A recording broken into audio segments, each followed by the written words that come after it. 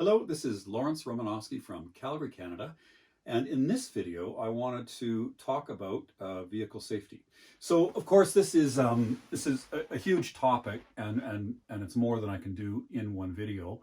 So for this first video, I think what I'd like to do is just frame the different issues and set up a series of other videos looking at certain aspects more specifically. So with that, here is the big picture as I see it on vehicle safety. First of all, with a car, I would break it into three different areas. There is passive safety, there's active safety, and there is the vehicle environment. Okay. When we talk about active safety, that is getting out of the accident in the first place. You're talking about the braking ability, how safe are the tires, can the car swerve around another object at high speed and not lose control. We're talking about visibility. We're talking about the center of gravity of the car, the wheelbase of the car, handling characteristics at the limit. We're talking about, the way the vehicle evacuates water when it's raining, again, going to visibility, the HVAC controls and how they clear the window. All of those items would contribute to a car which, given a situation where an accident is likely, could make the difference between the car being in the accident or not being in the accident. That's active safety. Passive safety, generally, is what happens when the car is in an accident, okay, and what happens to that car, okay. So then, under the category of passive safety, you would look at two important things. One of them would be the impact or the intrusion of the into the safety cell of parts of the car. Okay, so the car is in an accident, and how far does the A pillar, which sits next to you, intrude into the safety cell?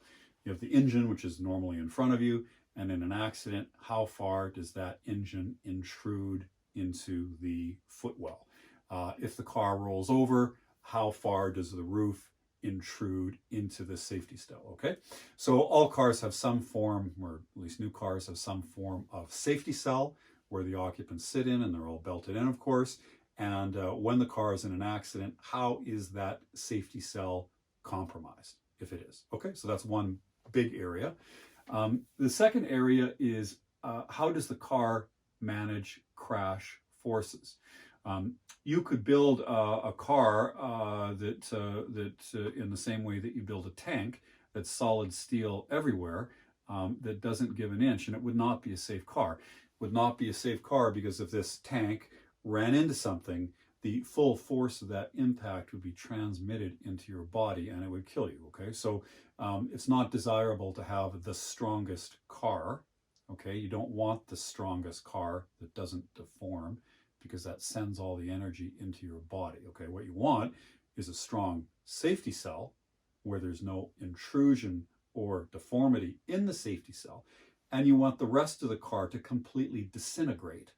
That takes the entire brunt of all the forces of the accident, ripples its way through every single panel, collapses everything in the car, and the whole rest of the car then crumples up or falls off, leaving the safety cell intact.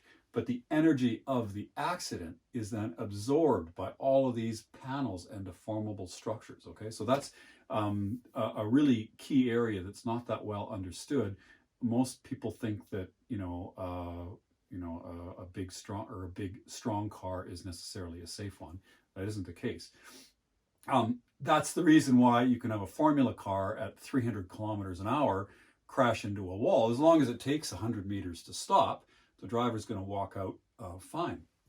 But if the car goes straight into the wall and your body decelerates from even as little as 30 or 40 kilometers an hour to 0 in 6 inches, well then you would die, because obviously your physiology can't deal with that. Your brain would move in the fluid in your skull. It would hit the front of your skull. Your skull would or your brain would swell, and you die from that impact. Okay, so how well does the car control these forces?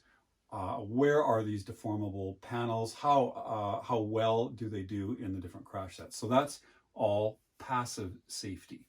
Okay, so then we have the area of this is more intangible and not really talked about, but the environment of the car and its psychology on the driver and how it makes the driver feel and how safe the driver drives. In other words, there are some cars that you get in them where people would be normally, or generally speaking, composed and would drive carefully and would be calm and so on. In other words, if you let's just pick a car here. If you got in a great big Lexus or something like that, a sedan, you probably wouldn't be too motivated to do anything stupid or to street race or go around corners fast, because the car just doesn't give good messages when you try to do that. Okay, that's not what the car is about. And the person driving that car would be more likely to drive safe than if you put them in a Lamborghini. If you put them in a Lamborghini, well, it looks like a fighter jet inside and it makes these huge noises, and you know, most people probably couldn't help themselves but to drive it fast. And the messages the car gives, and the noise, vibration, harshness, NVH that it gives out, and the nature of the engine note and the gear shift and so on, and the you know, the torque peak of the engine, all of those things combine to make the driver pretty aggressive. It's fun and exhilarating, and that's why they sell cars for $300,000 and $400,000 plus. But that would be an environment which would not be conducive to safe driving.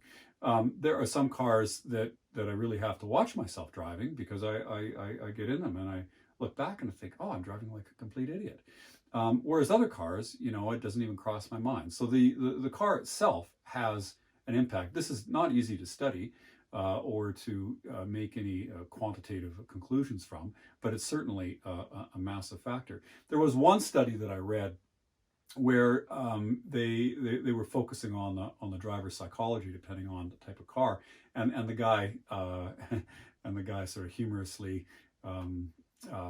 gave an example of what he thought would be the safest car, and that would be one where there was a spear that was sticking out of the steering column and headed right at your chest, and it was an inch away, and if you did anything wrong, you'd know the spear would go right through you, and that would be the safest car as terms of how safe the driver would be driving, because they'd know that if they did anything wrong, they'd get a spear through the chest. Okay, so he's joking, of course, but there's definitely something to be said for that area that's probably, you know, like I said, it's not explored that much. And in recent years, we now have a whole host of electronic systems and driver aids and collision avoidance technology in the form of ultrasonic radar, Doppler radar, and cameras, which can now recognize objects and give you warning and haptic feedback where something jerks the steering wheel, for instance, and even institute emergency braking. Okay, so we've got the ability of the car to brake and swerve around, the actual physics that go on when the car tries to avoid an object, and then we've got all of the electronics which, in one way or another, prepare you or warn you for this event.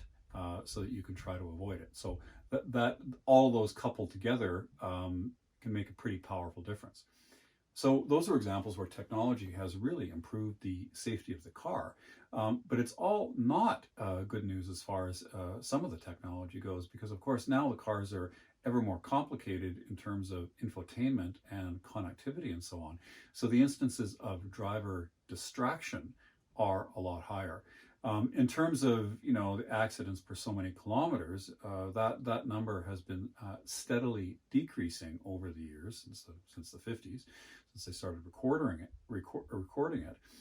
But in the last few years, you know, it's gone back up again probably because of texting and driver distraction. Okay, so those are, I would say, I mean, there's also other areas like how the car is maintained and in the winter if you're on the correct tires and so on. But that would be how I would frame the car safety and the things to look at, the easiest one is the crash ratings, because you can go to IIHS or NCAP on YouTube, and you can watch the videos hitting a big concrete block, and that is fairly illustrative. You can read the reports and see how many stars a vehicle gets in the different categories. But some of these videos of crash test videos are truly shocking as to what happens to the passenger compartment when they hit an object. Okay, so there are all kinds of resources out there for that. For active safety, you know, again, that is not easy to put a quantitative figure on any of that, but certainly the cars with the lower center of gravity, cars with the more accurate steering and the bigger brakes and so on would be leaders in that category. What it means, though, especially if you tie it in with the driver environment, cars that give like a false sense of security.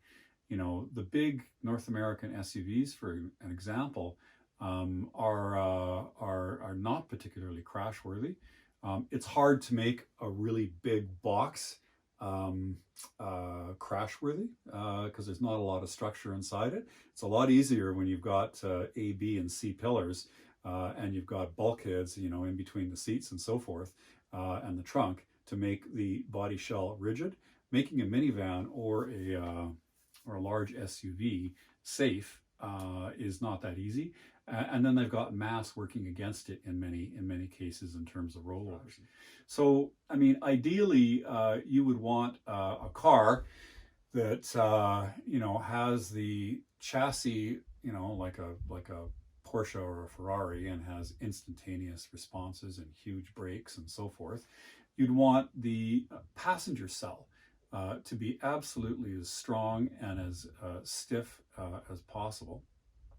You'd want the car to have the latest technology and materials in terms of deformable structures to control the forces of the impact. You wouldn't want any infotainment at all in the car because that just distracts people. But you would want all of the accident avoidance technology. Okay, so of course that car doesn't exist. You'd want the car big enough to have sufficient mass, but not so large so that the mass acts against it, whether you're trying to swerve and avoid a collision, or whether the vehicle rolls over. So there's a lot to vehicle safety, and improving it in one way often hurts it in another, so there's trade-offs involved. And of course, cost has a factor as well, because if you're trying to design, you know, for instance, a safety cell with the strongest possible materials, but you're trying to make the car as light as possible, well, usually the only way to do that is to spend more money on higher cost materials. Okay, so I hope that gives you a framework on vehicle safety.